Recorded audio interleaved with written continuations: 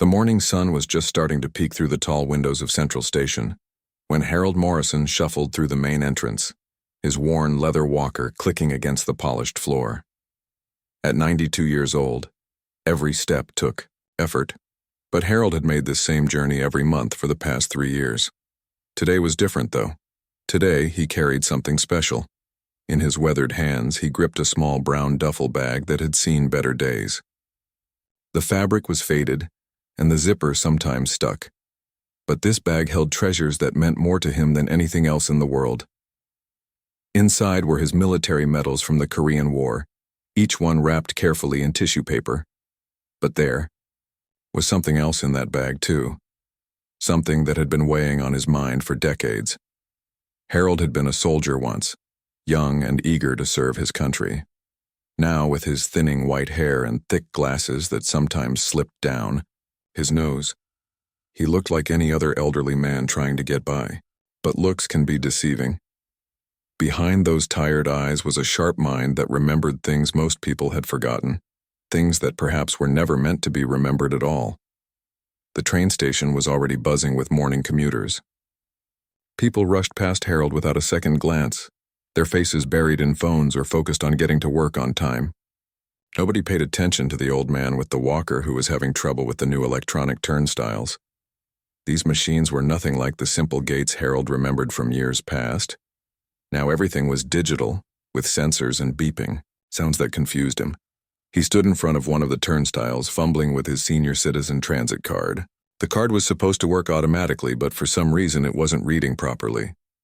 "Come on," Harold muttered under his breath, tapping the card against the sensor again.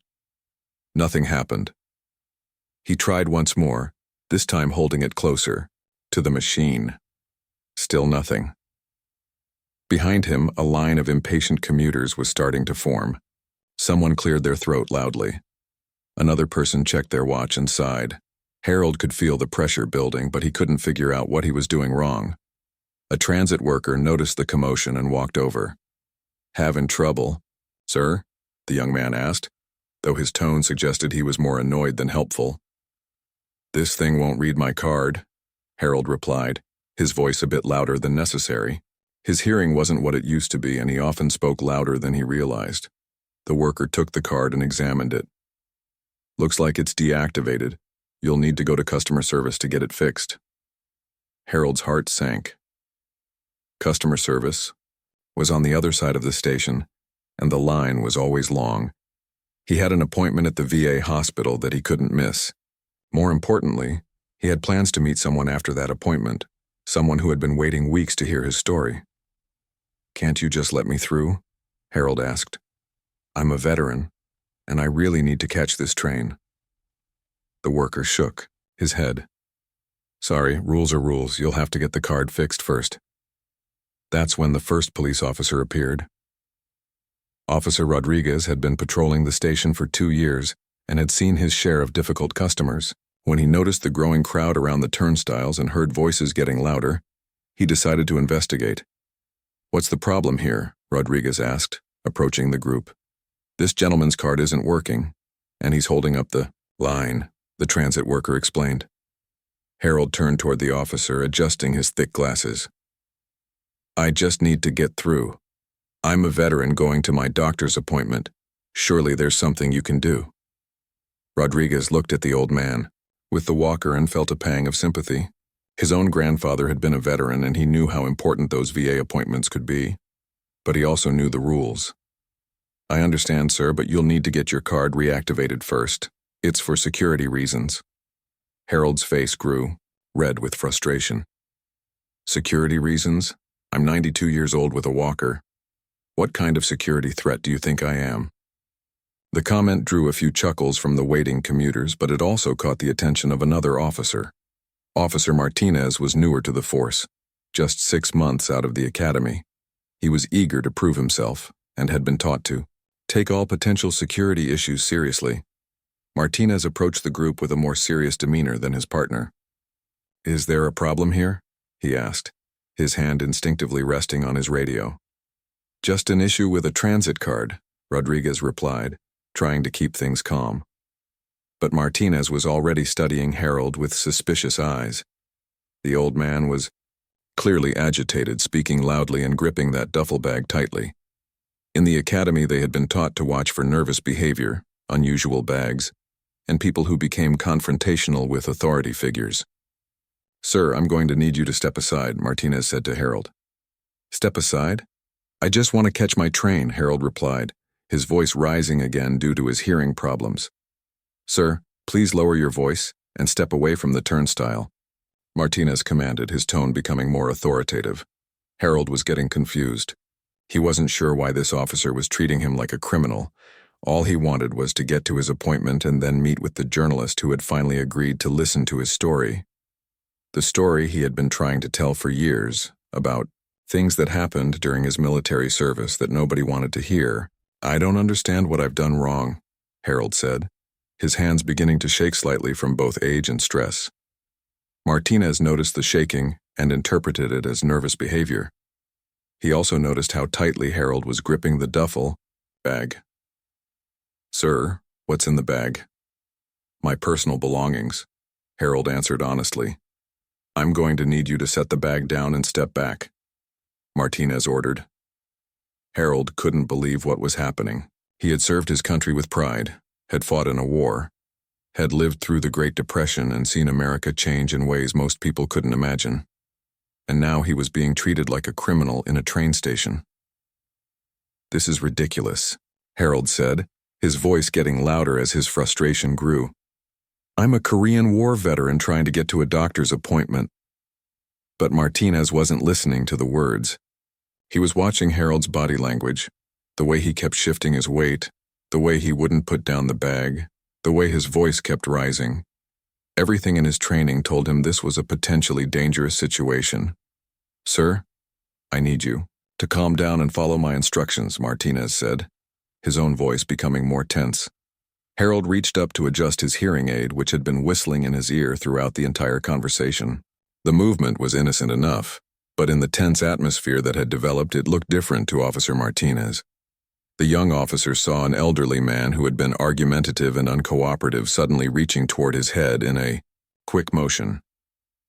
In that split second, Martinez made a decision that would change everything.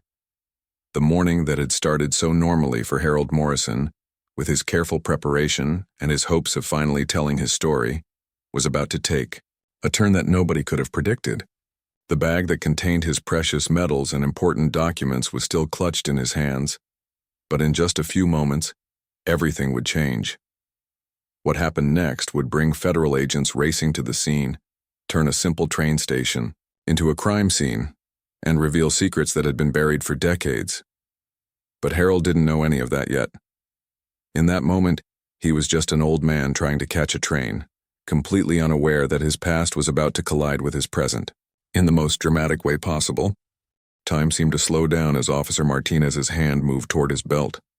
Harold was still adjusting his hearing aid when he noticed the young officer's sudden change in posture. The confusion in the old veteran's eyes was clear, but Martinez was operating on pure instinct now. "Don't move," Martinez shouted, his voice echoing through the busy station. Harold froze, his hand still near his ear. "What's happening?" he asked, genuinely bewildered by the sudden escalation. The commotion had caught the attention of everyone nearby. Commuters stopped rushing to their trains and began pulling out their phones. In today's world, when something dramatic happens in public, someone is always recording. And this morning, at least a dozen people had their cameras pointed at the unfolding scene. Rodriguez, the more experienced officer, could see that things were getting out of hand. "Martinez, take it easy," he said quietly to his partner. "He's just an old man." But Martinez was beyond listening. His training had kicked in, and all he could see was a potentially dangerous individual who wasn't following orders. The fact that Harold was 92 years old with a walker somehow didn't register in his heightened state of alertness. "Sir, put your hands where I can see them and step away from the bag," Martinez commanded. Harold's hands were shaking now, partly from age and partly from fear. He had never been in a situation like this before. During the war, he had faced enemy soldiers, but at least then he understood what was happening. This made no sense to him at all. "Please, I don't understand what you want me to do," Harold said, his voice trembling. A woman in the crowd shouted, "He's just an old man, leave him alone." Others began murmuring their agreement. The mood in the station was shifting, and people were getting uncomfortable watching an elderly veteran being treated this way. Martinez felt the pressure from the crowd, which only made him more nervous. He had been taught that crowds could turn hostile quickly, and he could feel the tension building around him. In his mind, he was no longer dealing with just one elderly man, but potentially a whole group of angry people. "Everyone stay back," Martinez yelled to the crowd, but his focus remained on Harold. Harold tried to take a step backward as instructed, but his walker caught on the edge of the turnstile. As he struggled to free it, he stumbled slightly, reaching out with one hand to steady himself. The movement was clumsy and innocent, but to Martinez it looked like Harold was reaching for something. That's when it happened. The sound of the taser was like a sharp crack followed by a buzzing noise that seemed to fill the entire station. 50,000 volts of electricity shot through Harold's frail body, and the effect was immediate and devastating. Harold's back arched as every muscle in his body contracted at once. His glasses flew off his face, and the brown duffel bag he had been protecting so carefully fell to the ground, its contents spilling across the polished floor, military medals scattered like fallen leaves, along with old documents and photographs that had been carefully preserved for decades. Then Harold collapsed. The sound he made when he hit the concrete floor was sickening. His head struck the ground with a dull thud, and blood immediately began pooling beneath him. His walker clattered across the platform, the metal legs scraping against the floor in an awful symphony of chaos. For a moment, the entire station went silent. Even the usual background noise of trains and announcements seemed to fade away. Then the screaming started. "Oh my God!" someone shouted. "You killed him!" A woman dropped her coffee cup and it shattered on the floor. A businessman stood frozen, his mouth hanging open in shock. Children started crying, and their parents pulled them closer. Rodriguez rushed to Harold's side, dropping to his knees beside the unconscious man. "Call an ambulance!" he shouted, his training kicking in even as he felt sick about what had just happened. Martinez stood there in shock, his taser still in his hand, staring at the crumpled form of the old man. This wasn't how it was supposed to go. This wasn't what they taught him in the academy. Harold was supposed to comply. Supposed. To calm down, supposed to be okay. "Is he breathing?" someone in the crowd asked. Rodriguez checked for a pulse and found one, weak but steady. "He's alive," he announced, and there was a collective sigh of relief from the crowd. But Harold wasn't moving. Blood continued to seep from the wound on his head where he had struck the concrete. His face was pale, almost gray, and his breathing was shallow. The paramedics arrived within minutes, their equipment bags bouncing as they ran through the station. They immediately went to work, checking Harold's vital signs and trying to stabilize him for transport. "What happened here?" one of the paramedics asked as he attached a blood pressure cuff to Harold's arm. "Taser deployment," Rodriguez replied, quietly, his voice filled with regret. The paramedic looked up sharply. On a 92-year-old man? Rodriguez had no answer for that. As the medical team worked, people in the crowd continued recording everything. The footage was already being uploaded to social media, shared and reshared across the internet. Justice for Harold was beginning to trend before the paramedics had even finished their initial assessment. But something else was happening too, something that nobody noticed at first. In the station's security office, phones were ringing. Not the usual calls about delays or lost property, but calls from numbers that most transit employees had never seen before. The station supervisor, David Chen, answered one of these calls and found himself talking to someone who claimed to be from a federal agency. The caller was asking specific questions about the incident, questions that seemed oddly detailed for someone who had just learned about it. "We need all security footage from the past hour," the voice on the phone said. "And we need the scene secured immediately." Chen was confused. This is just a local incident. Why would federal agents be interested in an elderly man getting tased? There was a pause on the other end of the line. "Just follow the instructions. We'll be there shortly." Meanwhile, the paramedics had Harold loaded onto a stretcher and were preparing to transport him to the hospital. His condition had stabilized, somewhat, but he was still unconscious and the head injury was serious. As they wheeled him toward the ambulance, one of the paramedics noticed something odd. The scattered contents of Harold's bag weren't just personal items and medals. There were official-looking documents, old photographs of military facilities, and what appeared to be correspondence with government agencies. "Should we collect his belongings?" the paramedic asked Rodriguez. Before Rodriguez could answer, a man in a dark suit appeared beside them. He showed a badge, but moved it so quickly that nobody could read it clearly. "We'll handle the evidence," the man said calmly. "Evidence?" Rodriguez asked. "This was just a tasing incident." The man in the suit looked at Rodriguez with cold, professional eyes. "Not anymore, it isn't." As Harold was loaded into the ambulance, more men in dark suits began appearing around the station. They moved with purpose, setting up barriers and directing people away from the scene. It was happening so smoothly and efficiently that most people didn't even notice the transition from local police control to something else entirely. Rodriguez watched in confusion as his crime scene was taken over by people he didn't recognize. Martinez was still standing in shock, but even he was beginning to realize that something very unusual was happening. The ambulance doors closed, and Harold Morrison was rushed away to the hospital, fighting for his life. But he wasn't just another elderly victim of police misconduct anymore. Somehow, in the space of just a few minutes, he had become something much more significant. The contents of his bag, now being carefully collected by federal agents, would soon reveal why a simple tasing incident had triggered such an immediate and dramatic response. Harold's past was catching up with him, and the secrets he had been trying to share were about to become the center of a much larger story than anyone could have imagined. Exactly 5 minutes after Harold Morrison's body hit the concrete floor, the first black SUV appeared at the entrance of Central Station. Most people were still focused on the aftermath of the tasing, watching the paramedics work and recording videos on their phones. Nobody paid much attention to the unmarked vehicle pulling up outside. But Detective Lisa Wong noticed. She had been responding to the call about the incident when she saw the SUV arrive. Something about it felt wrong. The timing was too perfect, too quick for a normal response. Federal agencies didn't usually show up to local police incidents this fast, especially not for something that seemed like a simple case of excessive force. The doors of the SUV opened and 3 people stepped out. They wore dark suits and moved with the kind of precision that comes from years of training. They weren't rushing like the paramedics had been, or looking confused like the local police officers. They walked with purpose, like they knew exactly what they were going to find. A second SUV pulled up behind the first, then a third.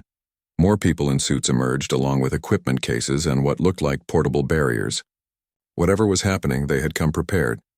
Detective Wong approached the lead agent, a tall woman with graying hair and sharp eyes. "Excuse me, I'm Detective Wong, Metro Police. What agency are you with?" The woman showed a badge so quickly that Wong couldn't read it properly. "Federal jurisdiction," she said simply.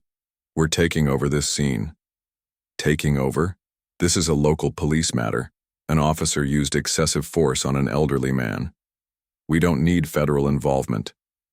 The agent looked at Wong with the kind of expression that suggested this conversation was over before it started. "You do now," she said. Around them, the station was transforming. More agents were arriving, setting up barriers and directing people away from the area where Harold had fallen. The scattered contents of his bag were being carefully photographed and collected, each item handled like it was evidence in a major crime. Officer Rodriguez watched in confusion as his partner Martinez was quietly escorted away by 2 agents. Nobody was arresting him or reading him his rights. They were just talking to him in low voices and leading him toward one of the SUVs. "Where are you taking him?" Rodriguez called out. "Debriefing," one of the agents replied without looking back. Rodriguez had been a cop for 8 years and he had never seen anything like this. Federal agents didn't show up for tasing incidents. They didn't take over crime scenes from local police. And they definitely didn't debrief officers who were involved in routine excessive force cases. The station supervisor, David Chen, was having his own problems. More phone calls were coming in, all from different agencies that he had never heard of. They were asking for passenger lists, security footage, and employee schedules. They wanted to know who had been working that morning, who had witnessed the incident, and who had access to the station's surveillance system. "I don't understand," Chen told one of the callers.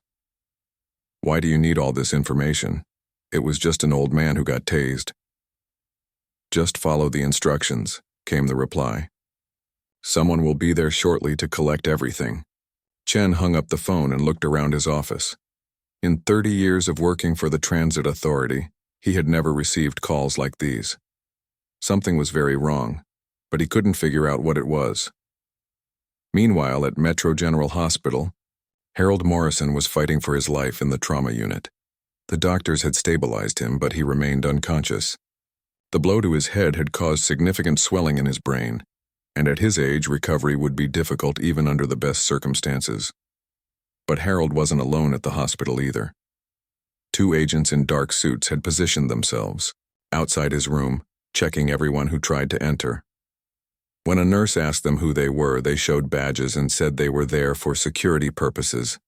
Dr. Patricia Kelly, who was treating Harold, found the whole situation bizarre. "Security for what?" she asked the agents. "He's a 92-year-old man in a coma. What kind of threat could he possibly pose?"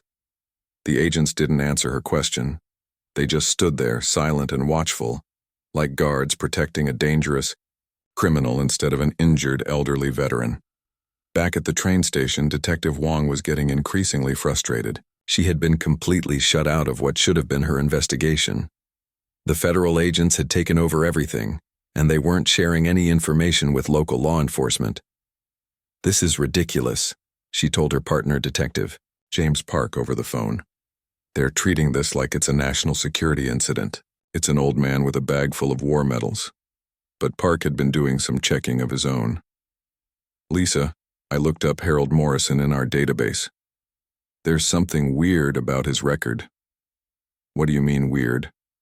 "Well, his basic information is all there. Address, social security number, veteran status, but when I tried to access his military service records, I got blocked. The system says I don't have clearance to view that information." Wong felt a chill run down her spine. Military records were usually public information, especially for veterans from wars as old as Korea. The only time they were classified was if someone had been involved in sensitive operations. "Park, meet me at the hospital," she said. "I want to see this Harold Morrison for myself." The hospital was buzzing with activity when Wong and Park arrived. The media had gotten wind of the story, and news vans were lined up outside. Reporters were interviewing witnesses from the train station, and the story was spreading fast.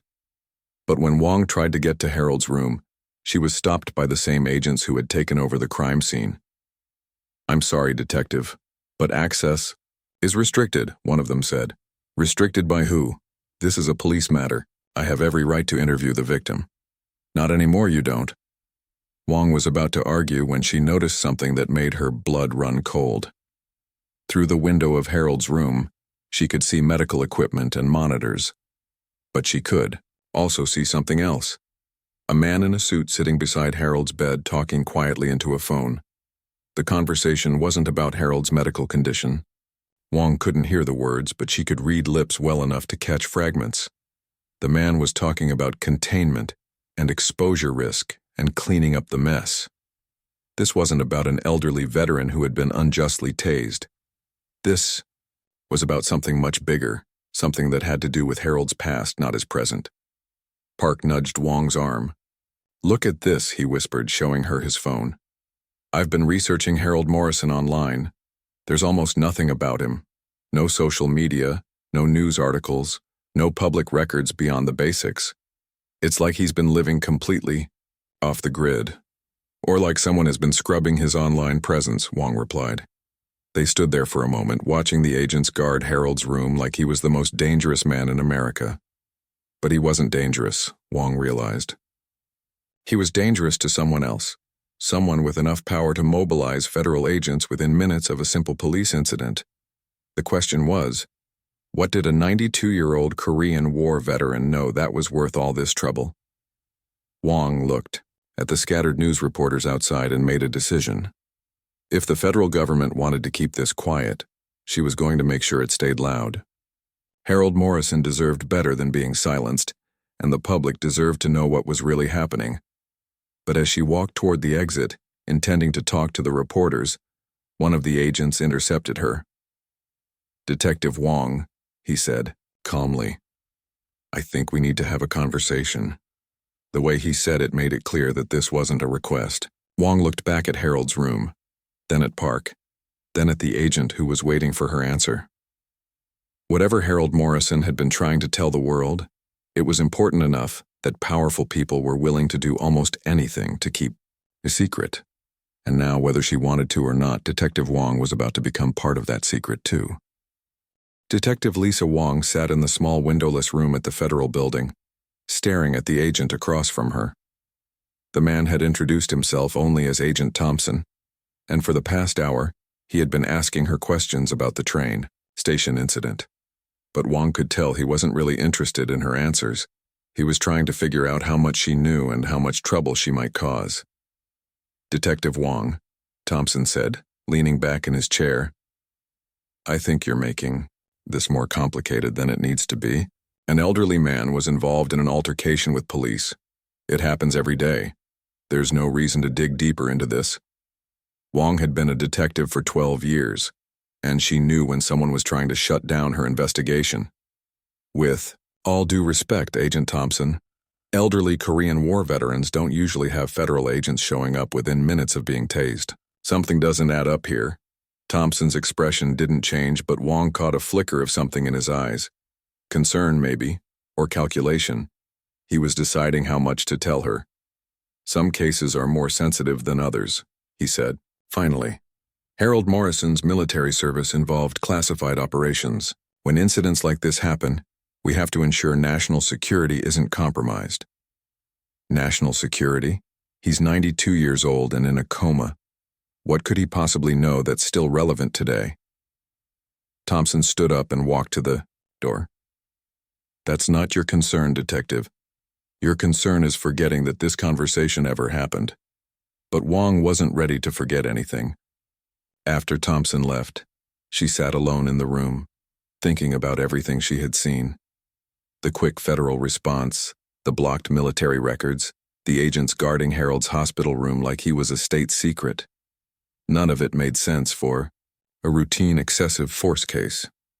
Meanwhile, across town, Harold's daughter Rebecca was driving through the night, racing toward the hospital. She had received the call 6 hours earlier, while she was at work in Denver. Her father, who she hadn't spoken to in 3 years, had been seriously injured in some kind of police incident. Rebecca and Harold had a complicated relationship. After her mother died 10 years ago, Harold had become increasingly isolated and obsessed with what he called unfinished business from his military days. He would spend hours writing letters to government agencies, trying to get meetings with officials, talking about things that happened in Korea that nobody wanted to hear about. Rebecca had thought it was just an old man's way of dealing with grief and loneliness. She had tried to be patient, but eventually Harold's obsession had driven a wedge between them. The last time they spoke, she had told him to stop living in the past and focus on the present. Now, as she pulled into the hospital parking lot, she regretted those words. Whatever had happened to her father, she should have been there for him. But when Rebecca reached Harold's floor, she found her path blocked by 2 men in suits. "I'm sorry, ma'am, but this area is restricted," one of them said. "I'm his daughter. I have every right to see him." The agents exchanged glances. One of them made a quiet phone call, speaking in code words that Rebecca couldn't understand. After a few minutes, he hung up. "You can see him, but there will be restrictions on what you can discuss with medical staff and media." Rebecca stared at him in disbelief. "Restrictions? He's my father, not a criminal." "Those are the conditions, ma'am," Rebecca agreed, mainly because she was desperate to see Harold. But as she walked toward his room, she couldn't shake the feeling that she was stepping into something much bigger than a simple police incident. Harold looked so small in the hospital bed, surrounded by machines that beeped and hummed. His face was pale, and there was a large bandage on his head where he had hit the concrete. Rebecca took his hand and felt how cold and fragile it was. "Dad," she whispered, "what did you get yourself into?" A nurse came in to check Harold's vitals, and Rebecca asked about his condition. "He's stable, but the head injury is serious," the nurse explained. "At his age, recovery from this kind of trauma is always uncertain." "Was he carrying anything when he was brought in?" Rebecca asked. "He usually has a bag with his war medals." The nurse glanced nervously at the agent standing outside the door. "I'm sorry, I can't discuss those details." Rebecca felt a chill. Even the medical staff was being monitored and controlled. What could her father possibly have been carrying that warranted this level of secrecy? That evening, Detective Wong was at home, but she couldn't stop thinking about Harold Morrison. She had tried to research him further, but every avenue seemed to lead to dead ends or classified information. It was like someone had carefully erased most traces of his existence. But Wong had learned something during her years as a detective. There's always another way to find information. If official channels were blocked, she would try unofficial ones. She called her friend Tony, who worked as a librarian at the city's main branch. Tony had a hobby of collecting old newspapers and military records, and he knew how to find information that wasn't available online. "I need you to look up everything you can find about Korean War veterans who served in classified operations," Wong told him. "Specifically anything about experimental programs or special units." Tony was intrigued. "This is about that old man who got tased, isn't it? I saw it on the news." "I can't really discuss it, but yeah, there's more to this story than what's being reported. Give me a couple of hours. I'll see what I can dig up." While Wong waited, she decided to do some digging of her own. She drove to Harold's neighborhood and started talking to his neighbors. Most of them described him as a quiet, polite man who kept to himself. But one neighbor, an elderly woman named Betty, had more to say. "Harold was always writing letters," Betty told Wong.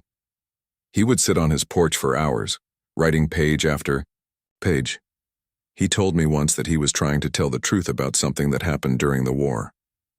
"Did he ever say what it was?" Betty shook her head. "He was always very careful about that, but he did say that he and other soldiers had been lied to about something that made them sick." Wong felt her pulse quicken. "Sick how?" "I don't know the details, but Harold mentioned that several of his army buddies had died young from unusual cancers. He thought it was connected to something they were exposed to during their service." "Did he ever mention trying to contact journalists or whistleblowers?" "Oh yes," Betty said. "He was always trying to get someone to listen to his story. He said he had documents that proved what happened, but nobody in the government would pay attention to him." Wong thanked Betty and drove back to her apartment, her mind racing. If Harold had been trying to expose some kind of military cover-up involving chemical exposure or experimental treatments, that would explain the federal response. The government would want to keep those secrets buried, especially if they involved illegal human experimentation. Her phone rang. It was Tony. "Lisa, you need to hear this," he said, his voice excited. "I found something big. In 1952, there was a classified program called Operation Silent Thunder. It involved testing chemical compounds on soldiers who were told they were receiving routine medical treatments." Wong grabbed a pen and paper. "Tell me everything." The program was officially discontinued in 1954, but there are hints that it continued in various forms. The soldiers who participated were sworn to secrecy, and many of them developed serious health problems later in life. There were congressional hearings in the 1970s, but most of the records were sealed. How many soldiers were involved? Nobody knows for sure, but estimates suggest hundreds, maybe thousands. And here's the really interesting part. Many of the soldiers were Korean War veterans who were selected because they had no immediate family or were considered unlikely to cause problems if they got sick. Wong felt the pieces clicking into place. Harold Morrison hadn't just been carrying war medals in that bag. He had been carrying evidence of one of the military's darkest secrets, evidence that could expose decades of illegal human experimentation and cover-ups. And now, with Harold fighting for his life in a hospital bed, someone was trying very hard to make sure that evidence never saw the light of day. The question was, would Harold wake up in time to tell his story, or would his secrets die with him? 3 days after the incident at Central Station, Harold Morrison's eyes slowly opened for the first time. The hospital room was dimly lit, and for a moment, he couldn't remember where he was or how he had gotten there. Then the memories came flooding back. The train station, the confused young police officer, the sharp pain of electricity coursing through his body, and then darkness. Rebecca was sitting beside his bed when he woke up. She had barely left the hospital since arriving from Denver, despite the constant presence of federal agents who watched her every move. When she saw her father's eyes open, tears immediately started streaming down her face. "Dad?" she whispered, squeezing his hand gently. "You're okay. You're in the hospital, but you're going to be okay." Harold tried to speak, but his throat was dry and his voice came out as barely a whisper. "The bag," he managed to say. "Where's my bag?" Rebecca looked confused. Even after everything that had happened, his first concern was still about that old duffel bag. "Dad, don't worry about that right now. You need to focus on getting better." But Harold was becoming agitated, trying to sit up despite the tubes and wires connected to his body. "You don't understand," he said, his voice getting stronger. "That bag has everything, the documents, the proof. People need to know what they did to us." One of the agents outside heard the commotion and stepped into the room. "Sir, you need to remain calm," he said to Harold. "Your medical condition is still serious." Harold looked at the agent with the same sharp intelligence that had kept him alive during the Korean War. Despite his age and injuries, his mind was clear and he recognized what was happening. "You're here to make sure I don't talk," Harold said. It wasn't a question. The agent didn't respond, but his silence was answer enough. Rebecca was getting scared. She didn't understand what was happening, but she could see that her father was involved in something dangerous. "Dad, what's going on? What documents are you talking about?" Harold looked at his daughter, the child he had tried so hard to protect by never telling her about his military service. But now, lying in a hospital bed with federal agents guarding his door, he realized that silence hadn't protected anyone. "Rebecca," he said softly, "there are things about my time in the army that I never told you. Things I was ordered never to tell anyone." "What kind of things?" Harold took a deep breath, knowing that once he started talking, there would be no going back. "In 1952, I was selected for what they called a special medical program. They told us we were getting enhanced vitamins and treatments to keep us healthy in combat. But that wasn't what was really happening." Rebecca moved closer to the bed. "What was really happening? They were testing experimental chemicals on us, compounds that they wanted to see how the human body would react to. We were lab rats, and we didn't even know it." The agent in the room was now speaking quietly into his radio, probably calling for backup or instructions. Harold knew his time was limited. "The chemicals made us sick," he continued. "Not right away, but over the years. Cancer, neurological problems, immune system failures. Most of the men in my unit died young. I was one of the lucky ones who survived, long enough to figure out what had really happened to us." Rebecca was staring at her father in shock. "Why didn't you ever tell me this before?" "Because I signed papers promising never to talk about it. Because they told us it was classified for national security. Because I thought if I stayed quiet, they would leave me alone." Harold's voice was getting emotional now. "But watching. My friends die one by one knowing the government was responsible and doing nothing about it. I couldn't stay silent anymore." "Is that why you had those documents in your bag?" Harold nodded. "Medical records, correspondence with the Department of Veterans Affairs, photos of the facilities where the experiments took place. I've been collecting evidence for years, trying to build a case that would finally expose what they did to us." Meanwhile, across town, Detective Wong was meeting with journalist Michael Chen at a small coffee shop. Chen specialized in investigative reporting about government cover-ups, and Wong had decided that the public needed to know what was really happening with Harold Morrison. "You have to understand," Wong told him. "This isn't just about police brutality. That tasing was just the trigger that brought all of this to light." Chen was taking notes as quickly as he could. So you're saying this elderly veteran was carrying evidence of illegal human experimentation by the military? That's exactly what I'm saying. And the federal government is trying to cover it up by controlling every aspect of this case. Chen had covered stories like this before, and he knew how dangerous it could be to expose government secrets. But he also knew how important it was for the truth to come out. Do you have any way to verify his claims? Chen asked. Wang pulled out a folder. I've been doing my own research. There are records of Operation Silent Thunder, a classified program that matches what Harold Morrison was supposedly involved in. There are also medical records showing unusual cancer rates among Korean War veterans from specific units. Chen studied the documents. This is incredible. If this is true, it means the government has been covering up illegal human experimentation for over 70 years. And they're still covering it up. That's why they responded so quickly to the train station incident. They couldn't risk Harold's evidence becoming public. Back at the hospital, Harold was still talking to Rebecca, trying to explain decades of secrets in the few minutes he might have before the agents decided to stop him.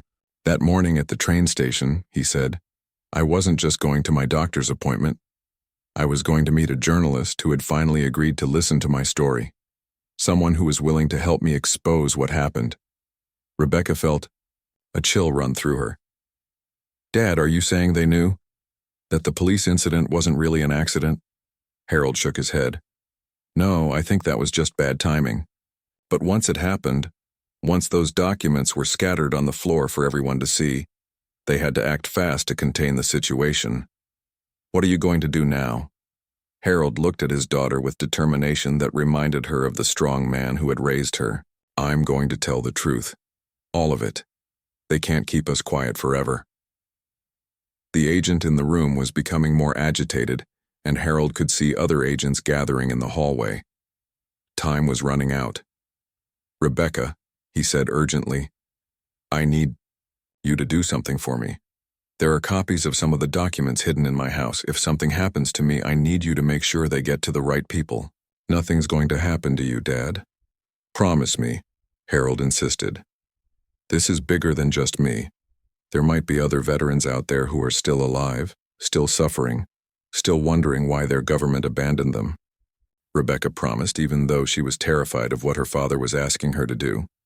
2 hours later, Michael Chen's story was published online. The headline read, Korean War veteran tased while carrying evidence of illegal military experiments. Within minutes, the story was being shared across social media platforms faster than the government could contain it. Harold Morrison had finally told his story. After 70 years of silence, the truth was out.